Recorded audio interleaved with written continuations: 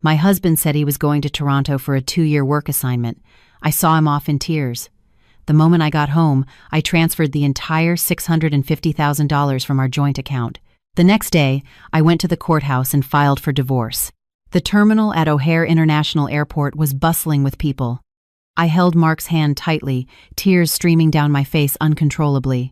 "Mark, do you really have to be gone for 2 whole years?" I asked, my voice choked with emotion.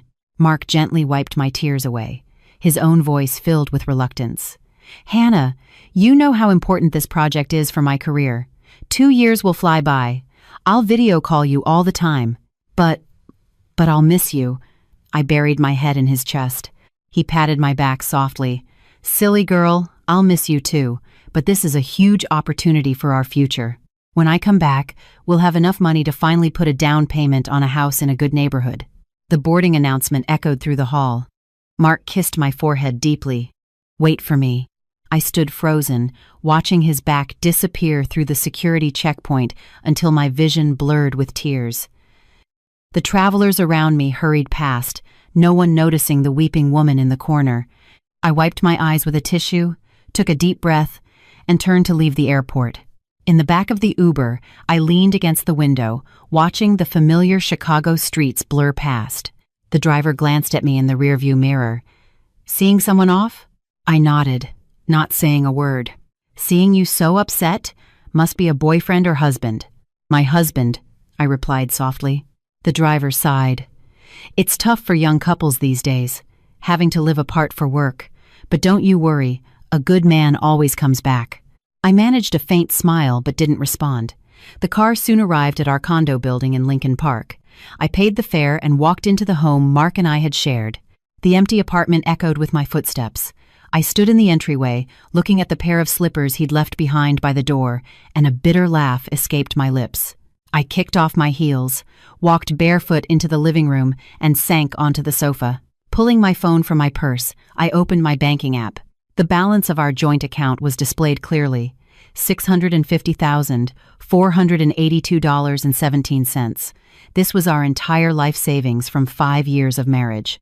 My paycheck was direct deposited into this account every month. Mark said it was better for financial management. I never questioned it, because I trusted him. I trusted our marriage. Until 3 days ago. That afternoon, I left work early to surprise Mark. As I approached our building, I saw him walking out of a cafe down the street with another woman. Her arm was linked through his, and they were laughing intimately. I froze. Mark didn't see me. He walked the woman to the curb and hailed a cab for her. Before she got in, Mark leaned down and kissed her on the cheek. I hid behind a large oak tree, my heart feeling like it was being squeezed in a vice, the pain making it hard to breathe. After the cab drove off, Mark turned and walked back toward our building. I didn't confront him. Instead, I took the long way around and went home. That night, Mark came home acting completely normal. "Hannah, sorry, had a late meeting at the office." "Have you eaten?" He walked over and kissed my cheek casually. I fought back the urge to recoil. "I ate already," I said with a smile. "I saved you a plate in the oven." "You're the best, babe." He smiled and went to the kitchen to heat his dinner. I sat in the living room, watching his back as he moved about, and suddenly, he felt like a complete stranger. After dinner, Mark brought it up, as if it were an afterthought. "Oh, by the way, Hannah, the company has a big project in Toronto. They want me to lead it. I might have to be there for 2 years. My hand trembled, nearly knocking over my glass of water. 2 years? That's so long. Yeah, it's a long-term project, but it's a once-in-a-lifetime opportunity. My boss said if I pull this off, I'm guaranteed a promotion to vice president when I get back." His eyes shone with excitement. "Then, what about me?" I asked in a small voice. Mark came over and wrapped his arms around my shoulders. "You just keep working here. I'll send you money for living expenses every month. 2 years will be over before you know it. When I get back, we'll be set for life." I leaned against his shoulder and closed my eyes, tears silently tracing paths down my cheeks. In that moment, I understood everything. He wasn't going to Toronto for a project. He was going to be with that woman. The work assignment was nothing but an elaborate lie. The next day, I took a personal day. I needed to know the truth. I hired a private investigator recommended by a college friend. The P.I. His name was Kevin Vance, a man in his late 30s who seemed professional and reliable. "So, Miss Miller, what can I help you investigate?" Kevin asked, sitting across from me in a quiet coffee shop. I told him everything, including the scene I had witnessed. Kevin nodded. "I understand. In situations like this, if there's infidelity, there's usually a trail. Give me a week. I'll get you a full report." "Thank you." I stood up to leave. "Miss Miller," Kevin called after me. "Sometimes the truth can be harsh. Are you prepared for what you might find?" I gave him a wry smile. "No matter how harsh it is, I need to know." For the next few days, I lived a lie. I went to work, came home, cooked dinner for Mark, and we'd chat about our day. On the surface, we were the same loving couple, but I knew my heart was dead. Mark was busy preparing for his trip, booking flights, packing, arranging his visa. He was completely absorbed in the excitement of his new life, utterly oblivious to my changed demeanor. A week later, Kevin met me at the same coffee shop. He handed me a large manila envelope. "Miss Miller, here's the report." I took a deep breath and opened it. Inside was a thick stack of photos and documents. Every single picture was a knife in my heart. Mark and the woman holding hands while shopping on Michigan Avenue. Mark and the woman checking into the Thompson Hotel. Mark and the woman dining intimately at a high-end restaurant. My hands were shaking. Kevin's voice seemed to come from a distance. "Her name is Claire Sutton. She's the new director of marketing at your husband's company. They started seeing each other 3 months ago. According to my investigation, your husband is indeed going to Toronto, but not for a business trip. He and Miss Sutton are immigrating. He's already purchased a condo there, and the down payment was made with money from your joint account." The world spun around me. "Are you all right? Can I get you some water?" Kevin asked with concern. I waved my hand, forcing myself to calm down and continue reading. The file included screenshots of their text messages. "Claire, just a little longer. Once I get Hannah settled, we can finally be together in the open. Mark, I'm waiting for you, darling. Besides, you've already moved most of the money from the joint account." "She's just a woman. What can she do?" "Claire, that's true. Her entire salary has gone into that account for years. I've been investing it. She has very little personal savings. She won't be able to do much of anything after the divorce." "Mark, so when are you going to break it to her?" "Claire, no need. I'll go to Toronto first. After 6 months, I'll tell her I met someone else there and want a divorce. That way she won't make a scene. Since I'm the one initiating it, she'll look petty if she fights it." "Mark, you've thought of everything. So when do we start decorating our place in Toronto?" "Claire, as soon as I get there. Don't worry, we're going to have a wonderful life." I closed the file, shut my eyes, and took a long, deep breath. 5 years of marriage. It was all a meticulously planned scam. "Miss Miller, what do you plan to do?" Kevin asked, handing me a glass of water. I opened my eyes, my gaze now firm. "I'm going to transfer every penny out of that joint account." "Is that legal?" "It's a joint account. I have the right to access the funds," I said with a cold laugh. "Besides, most of that money came from my salary. He thinks I'm a fool who will just sit here and wait for him to come back and dump me?" "He's dreaming." Kevin nodded. "I understand. If you need legal assistance, I can recommend an excellent lawyer." "Thank you." "I do." Leaving the coffee shop, I didn't go home. I went straight to the bank. The teller looked surprised at the amount I wanted to transfer. "Ma'am, this is a substantial sum. Are you sure you want to transfer the entire balance?" "I'm sure." "To my personal account." "Okay. Please enter your PIN." I typed in the numbers and watched the screen flash. Transfer successful. A wave of relief washed over me. $650,000. All in my personal account. It was what I deserved. It was my blood, sweat, and tears from the last 5 years. When I got home, Mark wasn't back yet. I sat on the sofa and began to piece together the last 5 years. We met through a mutual friend. I had just graduated from college and was working as a copywriter at a small agency. Mark was 3 years older, already a project manager at a multinational corporation. He was mature, stable, and charming. He pursued me relentlessly. Flowers, gifts, picking me up from work every day. He said he fell for me the moment he saw me, that I was the most genuine and kind-hearted girl he had ever met. I was swept off my feet by his sweet words and quickly agreed to be his girlfriend. A year later, we were married. The wedding wasn't extravagant, but it was warm and lovely. I thought I had found the man I could spend the rest of my life with. Our married life seemed happy. Mark was good to me. He ate dinner with me every night, and we went out on weekends. I thought this was what marriage was supposed to be. But looking back now, so many details were wrong. Mark always insisted I deposit my salary into our joint account for financial planning, but I never saw a single statement in all those years. I never knew where the money went. He often came home late, claiming he was working, but when I called him, I'd hear loud background noise, like a bar or a restaurant. He was indifferent to my family, always finding excuses not to visit my parents during the holidays. He was busy with work, he'd say, yet he always had time for his own friends. I told myself he was just stressed from work. I told myself he was just an introvert. I made 1,000 excuses to convince myself that my marriage was happy. Looking back now, I was a complete joke. At 8 p.m., Mark came home. "Hannah, I'm back." He kissed my cheek as usual. I suppressed my disgust and smiled. "You're back. Did you eat?" "Yeah, a team dinner at the office," he said, taking off his jacket. "By the way, I leave the day after tomorrow. I just have to wrap some things up at work." "So soon?" I feigned surprise. "Yeah, the project is on a tight schedule." He sat on the sofa. "Hannah, while I'm gone for these 2 years, you have to take good care of yourself. Don't spend money recklessly. Save where you can." I almost laughed out loud. He was about to take all our money and run, and he had the nerve to tell me not to spend recklessly. "I will," I said, looking down. "Mark, you take care of yourself in Toronto too." "Of course I will." He took my hand. "When I get back, we'll buy that big house we always wanted, and then we'll have a baby." "A baby? His baby with Claire?" I just smiled and said nothing. That night, we slept in the same bed as always, but I tossed and turned, unable to sleep. The man lying next to me was about to take our life savings and run off with another woman, and I still had to play my part in this charade. The next day, I went to work as usual. During my lunch break, I called the lawyer Kevin had recommended. "Hello," I was referred by Kevin Vance. "I need to consult with you about a divorce." "Of course. Please tell me about your situation."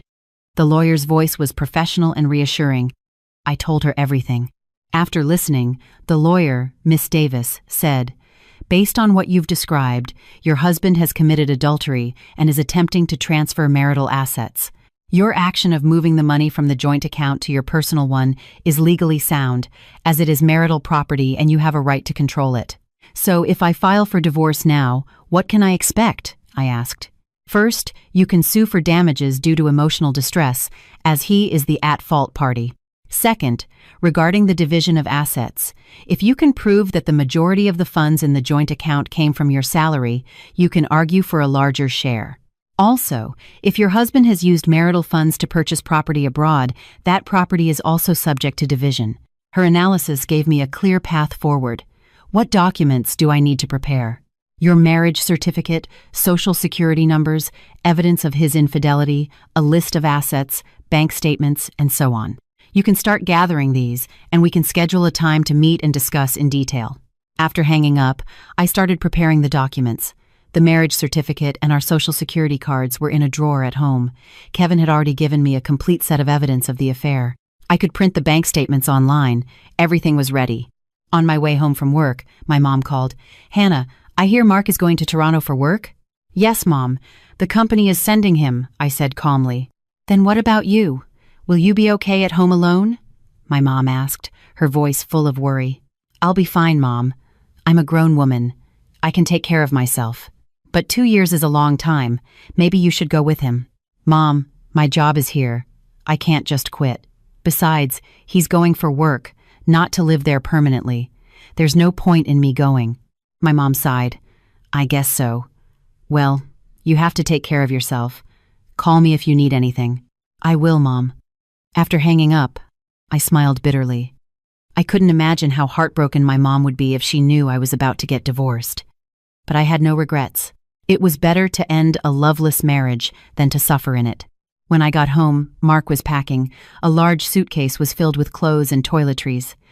"Hannah, come see if I've missed anything," he asked, turning to me. I walked over and glanced inside. "Looks like you have everything." "Great!" He zipped up the suitcase. "I leave tomorrow. Let's go out for a nice dinner tonight, a little farewell celebration. Okay, I forced a smile. We went to a fancy restaurant downtown. It was where we had our first date and where we always celebrated our anniversary. Mark ordered red wine, steak, and my favorite tiramisu. Hannah, it's going to be tough on you for these 2 years, he said, raising his glass. When I get back, I promise I'll make it up to you. I raised my glass and clinked it against his. I'll be waiting. The wine was bittersweet, just like our marriage, sweet on the surface, but bitter underneath. Oh, after I leave, if you need money for anything, just take it from the joint account, Mark said. I left plenty in there for you. I almost burst out laughing. There was barely anything left in that account, and he was telling me he'd left me plenty. Okay, I will, I said, focusing on cutting my steak. Hannah, Mark suddenly grabbed my hand. I know you'll be lonely these next 2 years, but you have to wait for me. We have such a strong relationship. We can get through this. I looked into his eyes, which were filled with sincerity. If I hadn't seen the evidence, I would have actually believed him. I'll wait for you, I said. We came home late that night. Mark had a lot to drink and spent the entire ride home talking about his plans for the future. He said when he came back, we'd upgrade to a bigger house. He said when he came back, we'd go to the Maldives for a second honeymoon. He said when he came back, we'd have a baby. Listening to his words, I felt nothing but irony. He would probably fulfill all those promises with Claire. I was just a stepping stone in his life. The morning I took Mark to the airport, I put on extra makeup, especially dark eyeshadow, to make my crying look more convincing. Mark pulled his suitcase while I held his arm. We looked like any other loving couple, playing out a scene of painful farewell. Hannah, don't cry. 2 years will be over before you know it, Mark said, wiping my tears. I know. I just can't bear to see you go, I sobbed. Silly girl, he hugged me. You have to take care of yourself. I'll call you all the time. I buried my head in his chest, my tears soaking his shirt. It was time to board. Mark gave me one last kiss. Wait for me. I'll be waiting, I said with a smile. I stood there, watching him walk through the security gate, his figure getting smaller and smaller until it disappeared completely. There were so many people saying goodbye, some crying, some laughing. No one knew what the most heartbroken-looking woman among them was really thinking. I wiped my tears and turned away from the gate. In the cab, I checked the time on my phone. It was 1:00 a.m. The courthouse was open, but I wasn't in a hurry. I had the driver take me home. Back home, I took a long shower, washing off all my makeup. I changed into a clean, simple navy blue dress that looked dignified and proper. I sat at my vanity, looking at my reflection in the mirror. The naive girl from 5 years ago was gone, replaced by a woman with a determined look in her eyes. I picked up my phone and sent a text to Kevin. Keep an eye on Mark's movements after he lands in Toronto. A reply came back quickly. Understood. Next, I texted the lawyer, Miss Davis, I'll be at your office at 2 p.m. today. She replied, sounds good. See you then. With everything arranged, I grabbed my purse. Inside were all the necessary documents, our marriage certificate, my ID, bank cards, and the investigation report from Kevin. At 11 a.m. sharp, I left the house. The courthouse wasn't far, about a 20-minute walk. I decided to walk, a final stroll, to mark the end of this chapter of my life. The streets were busy, everyone caught up in their own lives. No one noticed a woman walking towards the courthouse to end her 5-year marriage. The courthouse lobby was relatively quiet. I went to the information desk. Excuse me, I'd like to file for divorce. The clerk looked up at me. Is this a contested or uncontested divorce? Contested, I said. Then you'll need to file a petition with the court first. Once you have a judgment, you can finalize the paperwork here, she explained. I paused. I thought I could just file it here directly. What materials do I need to file with the court? The clerk handed me a checklist. Just follow the requirements on this list. I took the list and glanced at it. I had everything I needed. Thank you. I turned and left the building. It seemed I had oversimplified things. Divorce wasn't just a matter of saying you wanted one. It was a legal process. I took out my phone and called my lawyer. Miss Davis, I just went to the courthouse. They said I need to file a petition first. That's correct. Because your husband is now out of the country, you can't file for an uncontested divorce. It has to go through the litigation process, Miss Davis said. Come to my office this afternoon, and we'll go over the strategy. Okay. After hanging up, I stood outside the courthouse, watching people come and go. Some were beaming, coming to get a marriage license. Others looked miserable, coming to finalize a divorce. Marriage is like a fortress, I thought. People outside want to get in, and people inside want to get out. At 2 p.m., I was in Miss Davis's office. She was a woman in her 40s, sharp and competent. She offered me a seat and a bottle of water. Miss Miller, I've reviewed the materials you sent over. Your case is a bit complex, Miss Davis said. First, your husband is now abroad, which will make serving him with the papers more complicated. Second, regarding the division of assets, we need to investigate the property he purchased overseas. I understand, I nodded. How long will it likely take? If things go smoothly, about 6 months. If he's uncooperative, it could take longer. I can wait 6 months. Let's start the proceedings now, I said. Very well. Miss Davis produced a document. This is a draft of the petition. Please review it and see if you have any changes. I read it carefully. The petition detailed Mark's wrongdoings, including his infidelity and the transfer of marital assets. It's fine. I signed my name. Then we will file this with the court tomorrow, Miss Davis said.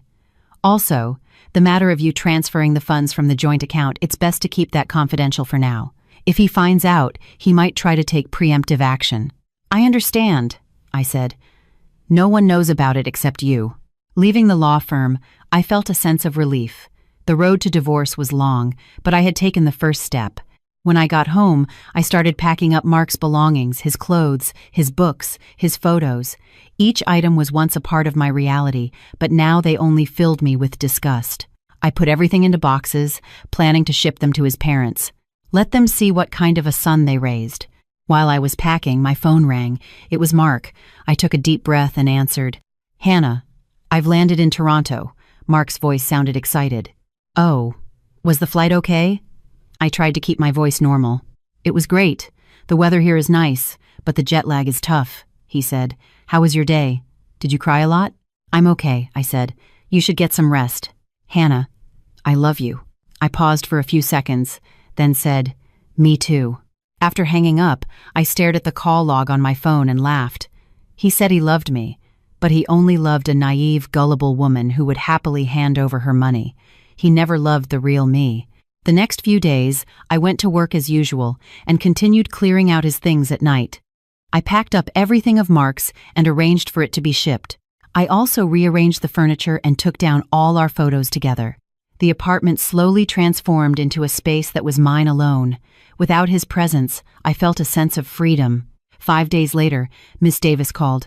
Miss Miller, the petition has been filed and accepted by the court. That was fast, I said, surprised. Yes, your documentation was very thorough, so the process went smoothly, she said. Next, the court will issue a summons for your husband. He will be required to respond within a specified time. If he fails to respond, the court can issue a default judgment. Okay, I understand. After hanging up, I let out a long breath. Everything was proceeding as planned. That night, Mark Video called me. On the screen, he was in an unfamiliar room with floor-to-ceiling windows showing a city skyline at night. Hannah, look, this is my apartment in Toronto, he said, panning the phone around. Nice, right? I looked at the stylish apartment and sneered internally. This must be the condo he bought with our money. It's very nice, I said. Are you living there alone? Yep, a 1-bedroom the company arranged for me, he said with a smile. It's a bit empty, though. It would be perfect if you were here with me. I almost laughed. He was probably living there with Claire and still putting on this act. When you come back, we'll be together again, I said. Yeah. I'll miss you. After the call ended, I sat on the sofa in a daze. The man's acting skills were incredible. If I hadn't seen the proof with my own eyes, I might have been fooled for the rest of my life. A week later, Kevin sent me a new report. It contained photos of Mark and Claire in Toronto. They were grocery shopping together, cooking together, taking walks together. They looked like a newlywed couple. There was also a photo of them at a real estate agency. Kevin's note read, they were looking at a house in Vancouver, planning to take out a mortgage in your husband's company's name. I saved all the photos as new evidence. When Miss Davis saw them, she said, "With these, we can file a motion to freeze his assets to prevent him from transferring more property." "Please do," I said. "Don't worry, Miss Miller," Miss Davis said. "I will do everything in my power to get you the best possible outcome. Men like your husband need to pay for their actions." I nodded. Yes, he needed to pay. 2 weeks later, Mark received the court summons. That night, he called me, his voice filled with rage. "Hannah, are you insane? Why did you file for divorce?" "Because I know about you and Claire," I said calmly. There was silence on the other end for a few seconds. What are you talking about? I don't understand." Mark's voice was now laced with panic. "Stop pretending, Mark," I sneered. "I know you're not in Toronto for work. You're living with Claire. I know you used our money to buy a condo there, and I know you never planned on coming back." "Hannah, listen to me. Let me explain." "No more explanations," I cut him off. "I've filed the papers. I'll see you in court." "How dare you? You transferred the money from the joint account, didn't you? That's marital property. You had no right to do that." Mark finally dropped the act. "Most of that money was my salary. What's wrong with me taking it?" I retorted. "And what about you? Using marital property to buy a house in another country, isn't that hiding assets?" Mark was silent. "Hannah, you'll regret this," he said menacingly. "What do you think you're going to get from this divorce?" "You'll get nothing." "We'll see about that," I said and hung up. After the call, my hands were trembling. Even though I was prepared for this, the actual confrontation was still painful. In the following days, Mark constantly called and messaged me, sometimes begging for forgiveness, sometimes threatening me. I ignored all of it. I focused all my energy on my work and the lawsuit. Miss Davis was incredibly professional. She helped me prepare all the evidence, proof of Mark's affair, proof of his asset transfer, and my salary records for the past 5 years. "Miss Miller, you have a very strong case," Miss Davis assured me. "Your husband is clearly at fault and has illegally transferred marital property. The court will almost certainly rule in your favor." "Thank you, Miss Davis." "You're welcome. This is my job," she said. "Stay strong. This will be over soon." I nodded. Yes, I had to be strong. I was no longer the naive girl from 5 years ago. A month later, the court hearing took place. Mark did not return to the country. He was represented by a lawyer. The hearing went smoothly. Miss Davis presented all the evidence to the court. Mark's lawyer tried to argue that the photos were doctored and that the property purchase was an investment, but in the face of solid evidence, his arguments were weak. The judge adjourned the court and announced that a verdict would be delivered at a later date. Walking out of the courtroom, Miss Davis patted my shoulder. "You did great, Miss Miller. Now we just wait for the good news." I smiled. "Thank you, Miss Davis." The day the verdict came was a beautiful, sunny day. Miss Davis called me. "Miss Miller, the judgment is in. The court has ruled in our favor. The divorce is granted. In terms of assets, you are awarded the entire balance of the joint account, plus half the value of the property your ex-husband purchased abroad. Furthermore, he is ordered to pay you $75,000 in damages for emotional distress." Listening to the news, I began to cry. Not out of joy, but out of relief. I was finally free. "Thank you, Miss Davis, thank you so much," I said through my tears. "You're welcome. You deserve it," she said. "Now, go live your life. Forget the past and start anew." "I will." After hanging up, I sat in my office and looked out at the sky. 5 years of marriage had come to an end. I thought I would be devastated, but at that moment, all I felt was a profound sense of release. That night, I went out for dinner with a few good friends. "Hannah, congratulations on your freedom," my best friend Sarah toasted. I raised my glass and clinked it with theirs. "Thank you guys for being with me through all this." "That scumbag got what he deserved," another friend, Emily, said angrily. "After everything you did for him, he betrayed you like that." "Let's let the past be the past," I said with a smile. "From now on, I'm going to live for myself and not waste any more time on people who aren't worth it." "That's right," Sarah said. "Here's to Hannah's new life." We clinked our glasses and drank. Life after the divorce was different from what I had imagined.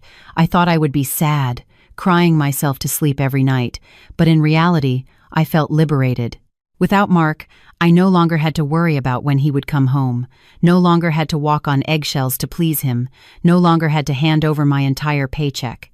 I redesigned my life. First, I completely redecorated the condo, getting rid of anything that reminded me of Mark.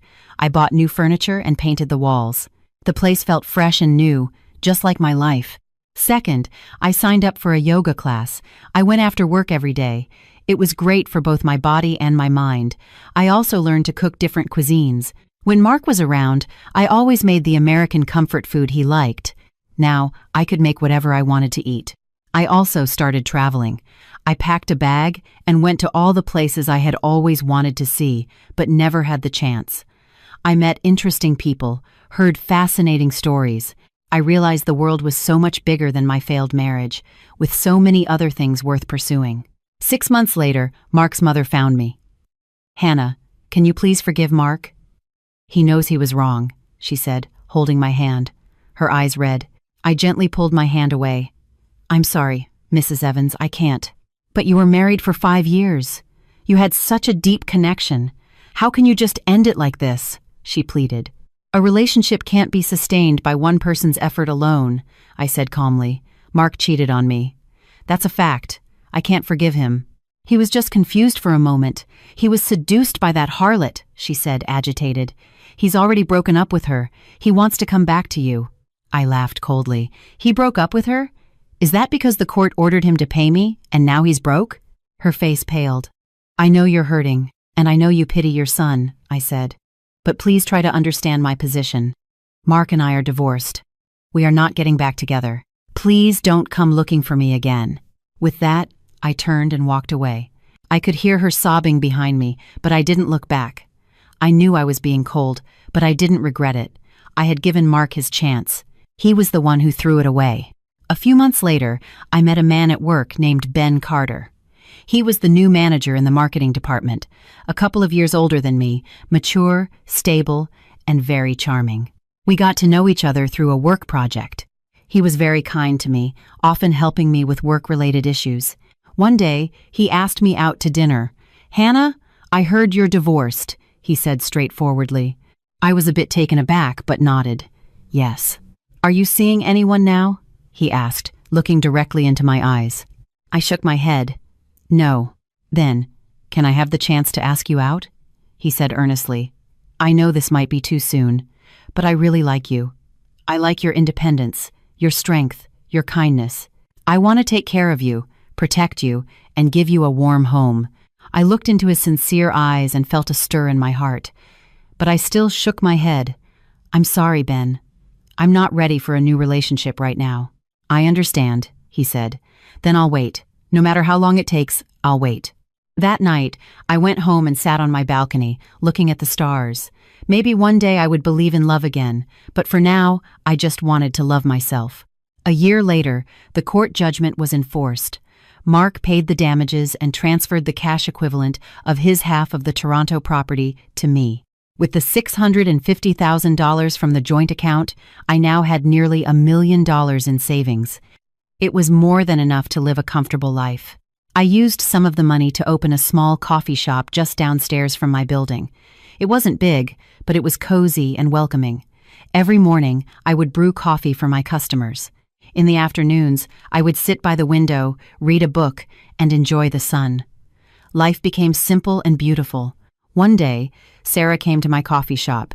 "Hannah, you look genuinely happy now," she said. "Do I?" I smiled. "I feel it too. Do you ever regret it?" she asked suddenly. I thought for a moment and shook my head. No regrets. That marriage brought me a lot of pain, but it also made me grow. I learned to protect myself, to not trust blindly, and most importantly, to love myself. Will you ever trust in love again? I looked at the sunlight streaming through the window and smiled. Yes, but next time I'll be more cautious, more rational. I'll never again give up myself for the sake of love. Sarah nodded in approval. "You've changed, for the better." Yes, I had changed.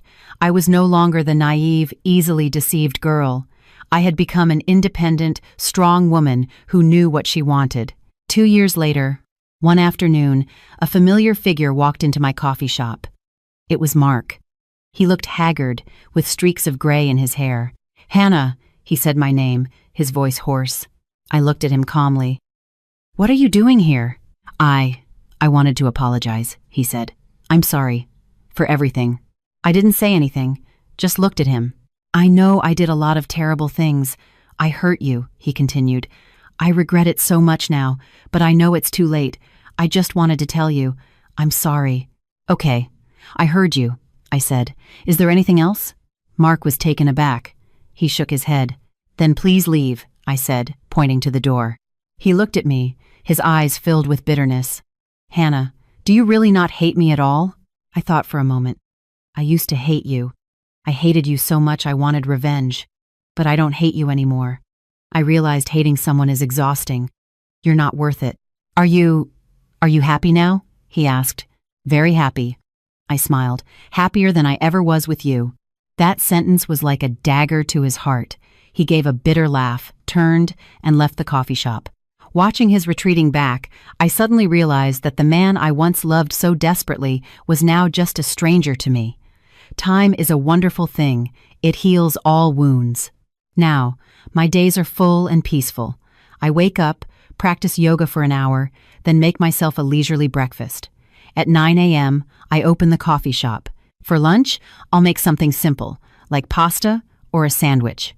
In the afternoon, if it's not busy, I'll sit by the window and read. I've recently gotten into psychology, and it's fascinating. In the evenings, I'll meet friends for dinner or watch a movie at home. On weekends, I go hiking in the nearby state parks or visit the Art Institute. Life is quiet, but it's beautiful. Most importantly, I've found myself again. I don't need to depend on anyone. I can live my life independently and face the world on my own terms. 6 months ago, Ben asked me out again.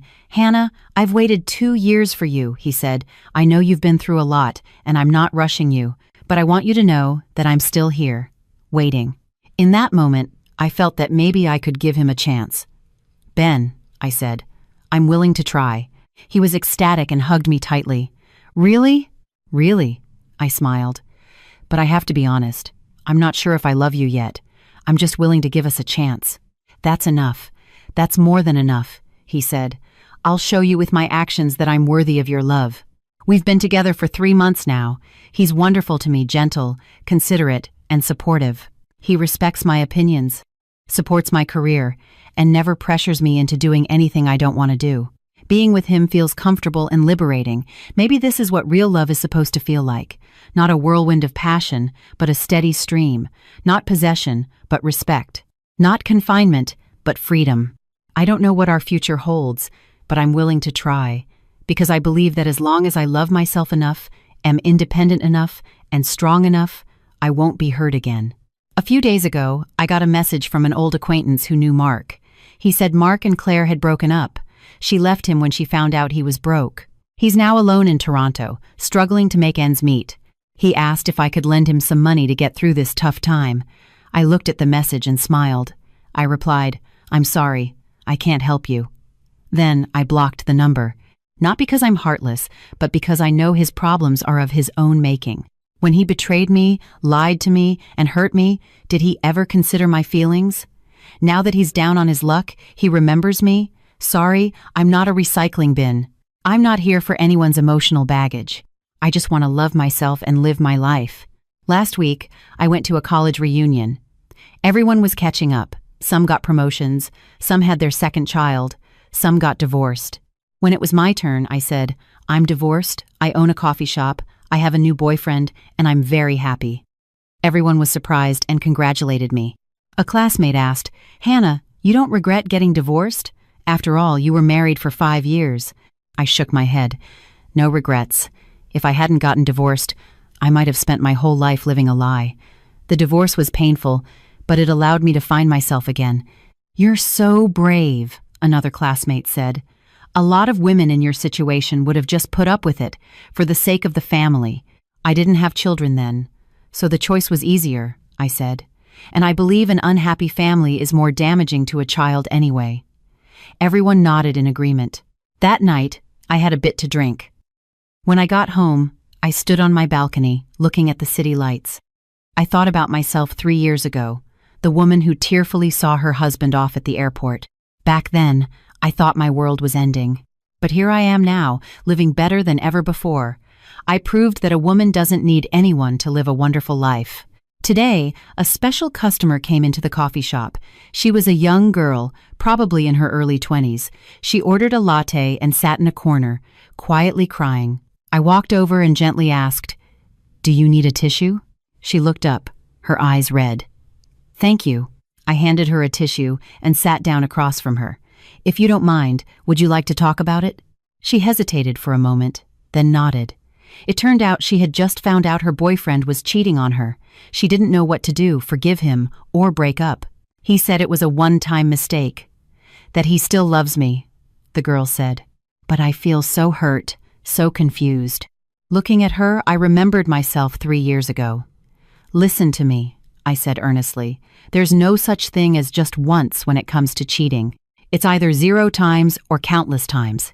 If you forgive him this time, he'll do it again. And someone who truly loves you would never hurt you like this. But we've been together for 3 years. I don't want to throw it all away," the girl cried. 3 years is a long time," I said. "But if that relationship is causing you pain, it's not worth holding on to. You have to learn to love yourself, to respect yourself. Don't waste your youth on someone who doesn't deserve it." The girl looked at me, tears glistening in her eyes. "You're right. I know what I have to do." I smiled. "Good for you. You'll meet someone better." Watching her walk away, I suddenly felt that my experience could help others. Perhaps that's the meaning of pain. It makes us grow, and it enables us to help others grow, too. 3 months later, one evening, I was closing out the register at the coffee shop when my phone rang. It was an unknown number. I answered, and a woman's voice said, "Am I speaking with Miss Hannah Miller?" "Yes, this is she." "This is Officer Chen from the Toronto Police Service," she said. "We need to inform you of a situation regarding your ex-husband, Mr. Mark Evans." My heart skipped a beat. "What's wrong?" "Mr. Evans has been arrested for investment fraud and embezzlement," the officer said. "According to our investigation, he has been running a Ponzi scheme for several years, with the total amount involved exceeding 20 million Canadian dollars. I was stunned. "Furthermore," the officer continued, "before his arrest, he left a letter to be delivered to you. In the letter, he states that a portion of the money he used to purchase the property in Canada came from these illegal funds. The Crown is now seizing these assets, which may involve you." My hand holding the phone started to tremble. "Also," the officer paused, "Mr. Evans stated that he never loved you, that he married you solely for—" The voice on the other end kept talking, but I couldn't hear it anymore. I looked at my phone screen and saw another call coming in. The caller ID said Ben. I hesitated for a second, told the officer I understand, and hung up. But just as I was about to answer Ben's call, the door to the coffee shop burst open. A strange man rushed in and stared at me. "Hannah Miller?" "I'm one of Mark Evans's creditors. You have to pay back his debt." I looked at the strange man before me, forcing myself to remain calm. The few remaining customers in the shop were startled by the sudden intrusion. "Sir, please calm down," I said, my voice as steady as I could make it. "Mark and I are divorced. His debts are not my responsibility." "Not your responsibility?" the man scoffed. "You were his wife. Don't you know about marital debt? Mark owes me $5 million. You have to pay it back." "I need to see a promissory note," I said, "and proof that this debt was incurred during our marriage and was used for our shared living expenses. Otherwise, I have no obligation to repay this debt." The man was taken aback, clearly not expecting this response. Just then, Ben rushed in. He must have been worried when I didn't answer his call. "Hannah, are you okay?" he said, stepping in front of me to shield me from the man. "Sir, whatever the issue is, we can discuss it calmly." "Who are you?" the man asked warily. "I'm Hannah's boyfriend," Ben said. "Regarding the debt you mentioned, we can resolve it through legal channels. If you continue to cause a scene, I will call the police." The man looked at us, then at the other customers in the shop. Finally, he snorted. "Fine, we'll see you in court." He turned and left. Ben closed the door and wrapped his arms around me.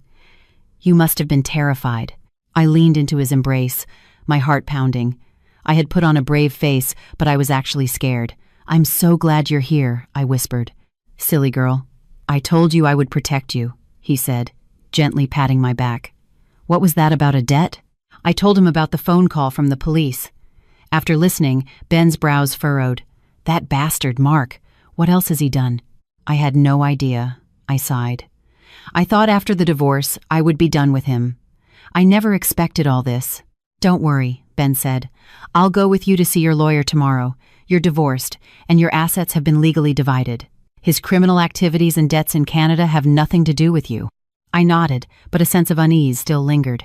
That night, I couldn't sleep. The police officer's words echoed in my mind. Mr. Evans stated that he never loved you, that he married you solely for what? To steal my money? Or was there another motive?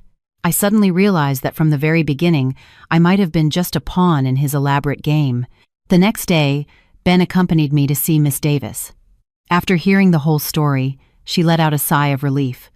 Miss Miller, you don't need to worry too much. First, you and Mr. Evans are divorced, and your assets have been legally divided. Second, according to marital law, any debt incurred by one spouse in their own name that is not for the family's daily needs is not considered joint marital debt, unless the creditor can prove that the debt was used for shared living, shared business, or was based on the mutual consent of both spouses. What about the $5 million that man mentioned? I asked. He needs to provide evidence that the debt was incurred during your marriage and was used for your shared life, Miss Davis said. From his reaction, he probably can't produce such evidence. And what about what the police said, that some of the money Mark used to buy the condo in Canada was from his illegal activities? That property was already divided in the divorce settlement, with half awarded to you, correct? Miss Davis said, reviewing the previous judgment. If the police want to seize it, they need to prove that you were aware of and participated in the illegal activities. Otherwise, as a good faith third party, your share of the property is protected by law. Hearing this, I finally felt a sense of relief. But Miss Davis added, however, you should still be prepared. Mr. Evans's case is quite serious, and there may be other creditors who will come looking for you. I suggest you keep all your documents, including the divorce decree and property settlement agreement. If anyone harasses you, call the police immediately. I nodded. I understand. Thank you, Miss Davis. Walking out of the law firm, Ben held my hand. Don't be afraid. I'm here. I looked at him, a wave of warmth washing over me. In the following weeks, more people came to my door, claiming to be Mark's creditors. Some had promissory notes, others had bank transfer records. All of them said Mark owed them money and demanded that I pay. Following Miss Davis's advice, I asked each of them to provide proof that the debt was incurred during our marriage and was used for our shared life. Not a single one of them could. Most of the loans were made after our divorce, and some of the promissory notes were obvious forgeries. I documented everything and handed it over to Miss Davis to handle. But the trouble still took a toll on my life. The coffee shop's business suffered because people kept coming to cause a scene, and customers were scared away. My mood plummeted, and I was constantly on edge, worrying about what new trouble would come next. Ben saw my distress and was heartbroken. Hannah, why don't we move the shop to a new location? He suggested. Or maybe close it for a while, take a break, and reopen after this blows over. I shook my head. No, I can't let Mark's mess ruin my life. I worked so hard to get where I am. I can't give up. No buts, I said firmly. He's hurt me once. I won't let him destroy what I have now. Ben looked at me, his eyes full of admiration. Okay, I support you, but you have to promise me that if you run into any trouble you can't handle, you'll tell me. I promise. A month later, there was finally a breakthrough. News came from the Canadian police. Mark's case was clear. He was indeed guilty of large-scale investment fraud and embezzlement and would face severe criminal penalties. The police also confirmed that I was unaware of his illegal activities and was in fact one of his victims. Therefore, the assets awarded to me in the divorce settlement would not be seized. Hearing this news, I finally breathed a sigh of relief. Miss Davis also resolved the issues with the creditors. Through legal proceedings, all the debts were confirmed as Mark's personal debts and had nothing to do with me. Gradually, the troublemakers stopped coming, and business at the coffee shop returned to normal. My life was finally getting back on track. But I knew this experience had taught me a profound lesson. I thought a divorce would be a clean break, but a person's past always finds ways to affect their present. I needed to be more careful, more vigilant in my life. That night, the Toronto police called me again. "Miss Miller, Mr. Evans would like to say something to you. Are you willing to listen?" I hesitated for a moment. "Okay." Mark's voice came on the line, weak and frail. "Hannah." "Go on. I'm listening," I said calmly. "I'm sorry," he said. "I know I wronged you. I did so many terrible things." I remained silent, waiting for him to continue. "The truth is, I married you with an ulterior motive from the start." Mark's voice was filled with regret. "I saw how naive and kind you were, and I saw your steady income. I wanted to use you, to take your money for my investments, for my business." My heart felt like it was being pricked by a needle. I had suspected it, but hearing him admit it still hurt. "I thought I could succeed," he said. "I thought I could make a lot of money and then give you a better life. But I was wrong. I was too greedy. I shouldn't have gotten involved in illegal fundraising. I shouldn't have cheated so many people." "And what about Claire?" I asked. "Claire, she was a victim too," Mark said with a bitter laugh. "She thought I was rich. She was with me for the money. When she found out I was a fraud, she left." I closed my eyes and took a deep breath. "Hannah, I know saying sorry is useless now," Mark said. "I just wanted to tell you that, during our 5 years together, even though I started with a motive. Later on, I really did love you, but I was too greedy, too foolish, and I destroyed everything." I opened my eyes and said calmly, "Mark, you know what I hate the most? It's not that you stole my money, it's that you played with my feelings. For 5 years, I treated you as the most important person in my life. I trusted you, depended on you, loved you, and what about you? You treated me like a tool, a pawn to be used." "I know." His voice was filled with pain. "But I also have to thank you," I said. "Thank you for showing me your true colors, for letting me cut my losses in time. If it weren't for you, I might have spent my whole life as that naive, easily deceived girl." "Hannah, this is the last time we will speak," I cut him off. "From now on, we go our separate ways. I hope you reflect on your actions in prison and become a better person." With that, I hung up the phone. After the call, I sat on the sofa in a daze. Ben came and sat next to me. "Are you still sad?" I shook my head. "Not sad, just a little regretful." "Regretful about what?" "Regretful for those 5 years. Regretful that I once loved someone so unworthy," I said. "But I don't regret the experience. It made me grow. It made me stronger." Ben took my hand. "You know what I admire most about you, Hannah? It's your resilience. You've been through so much pain, but you haven't let it break you. Instead, you've become more independent, more courageous." I looked at him, a wave of warmth spreading through my heart. "Ben, thank you for being by my side through all this," I said. "I don't think I could have gotten through it without you." "Silly girl, we're a couple. That's what I'm here for," he said. "And I should be thanking you for giving me the chance to take care of you, to love you." That night, we talked for a long time. We talked about the past, the present, and the future. Ben said he wanted to marry me, to give me a home. I told him I was willing, but I needed time. I needed to be sure that he truly loved me, not just pitied me or wanted to save me. He said he understood and that he would wait, no matter how long it took. In that moment, I finally understood what true love was. It's not a passionate storm, but a steady, gentle stream. It's not about possession and control, but about respect and understanding. It's not about demanding someone to change for you, but about embracing them for who they are. 6 months later, business at the coffee shop was booming. I hired 2 employees, a recent college graduate named Chloe and a woman in her 40s named Maria. Chloe was a quick learner, and Maria was hardworking and kept the shop spotless. With their help, my life became much easier. I started to have more time for myself. I signed up for a photography class and discovered the joy of capturing life through a lens. I also started writing. I wrote about my experiences and submitted them to several lifestyle magazines. To my surprise, a few of my articles were published, and I received many letters from readers. Many of them had similar experiences, hurt in their marriages and unsure of what to do. I replied to every letter, encouraging them to be brave, to make their own choices. I told them that a woman doesn't need anyone to live a wonderful life. I told them that leaving someone who doesn't love you isn't a failure, but a rebirth. I told them that to find true happiness, you must first learn to love and respect yourself. Last winter, Ben proposed to me. He took me for a walk on the beach. The Chicago winter was cold, the wind biting, but my heart was warm. We walked along the shore, our footprints appearing and disappearing with the waves.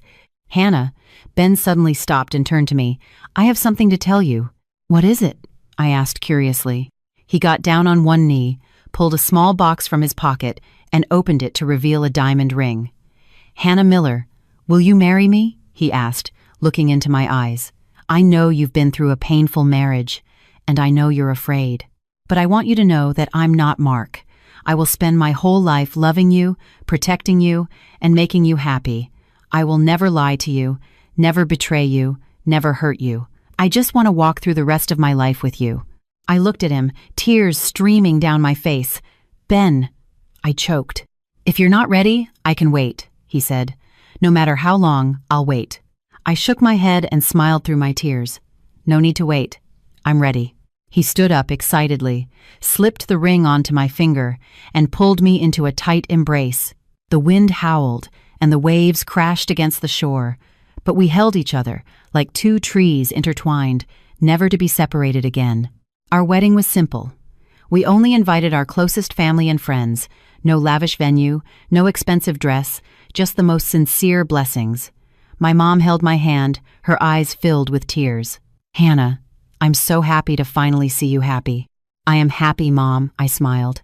"Ben is a good man. You have to cherish him," my mom said. "I will." At the wedding, Ben said to me, "Hannah, thank you for marrying me. I promise I will spend my whole life loving you and making you the happiest woman in the world." I looked at him, my heart full of love. I knew, this time, I had chosen right. Married life is peaceful and happy. Ben is thoughtful and caring. He'll give me a massage when I'm tired, cook dinner when I'm busy, and make me laugh when I'm feeling down. He respects my career and supports my dreams. He never asked me to give up the coffee shop to be a stay-at-home wife. In fact, he often comes to help out. We run the coffee shop together, and we plan our future together. This spring, I found out I was pregnant. I was both excited and nervous. Excited to finally have a child of my own, and nervous about whether I could be a good mother. Ben was even more excited than I was. He went for walks with me every day, cooked nutritious meals, and bought a stack of parenting books to study. "Hannah, who do you think the baby will look like?" he'd ask. "Of course, they'll look like you," I'd laugh. "I hope it's a boy, handsome like you. I hope it's a girl, beautiful like you," he'd say. We dreamed about our future, about our little family. The pregnancy was tough, but I was happy. I knew this child was conceived in love, a symbol of my love with Ben. During my 5th month of pregnancy, I received a special letter. It was from Mark's mother. In the letter, she apologized to me. She said she was sorry for not raising her son well, for causing me so much pain. She also said Mark was behaving well in prison and was working hard to reform himself. She said he wanted her to tell me that he sincerely wished me happiness. Reading the letter, I felt a mix of emotions. I didn't hate his mother. She was a victim too. She raised a son, never expecting him to go down such a dark path. I wrote back to her, telling her that I had forgiven everything, that I was very happy now, and that she shouldn't blame herself. I also told her that everyone makes mistakes, and the important thing is to learn from them. I hoped Mark would reflect on his actions in prison and start a new life when he got out. After writing that letter, I felt a weight lift from my shoulders. I had finally let go of the past. I had truly forgiven Mark, and I had forgiven myself. Last fall, our baby was born. A beautiful girl. We named her Clara. I want her to grow up in a world of love and have a peaceful and happy life.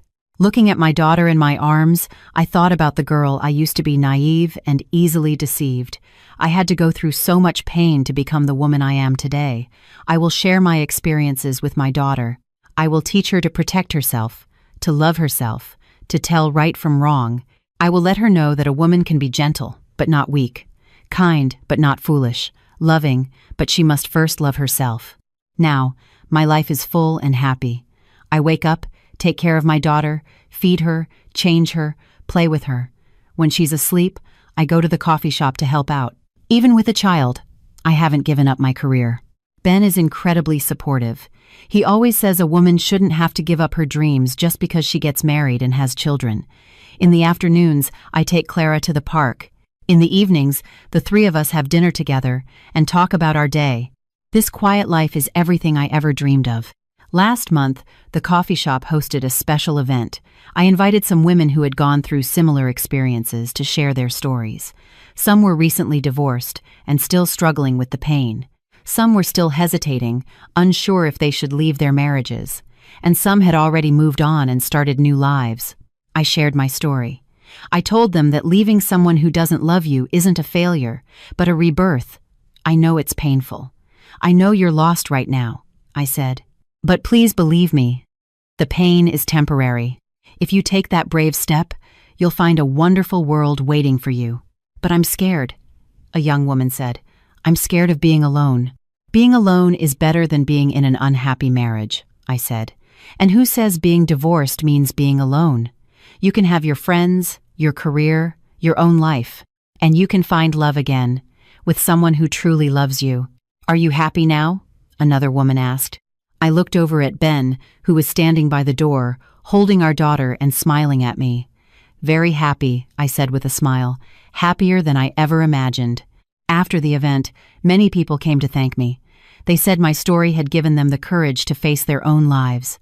They said I had given them hope, made them believe that a woman can live a wonderful life without depending on anyone. I was glad that my experience could help others. Perhaps that is the meaning of pain. It makes us grow, and it enables us to help others grow.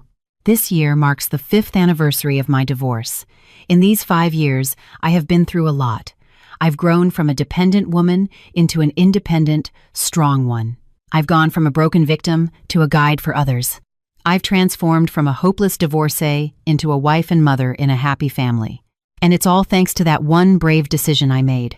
If I hadn't decisively transferred the money and filed for divorce after seeing Mark off at the airport, I might still be living a lie, waiting for a man who would never come back. Last week, I attended a seminar on women's independence and growth.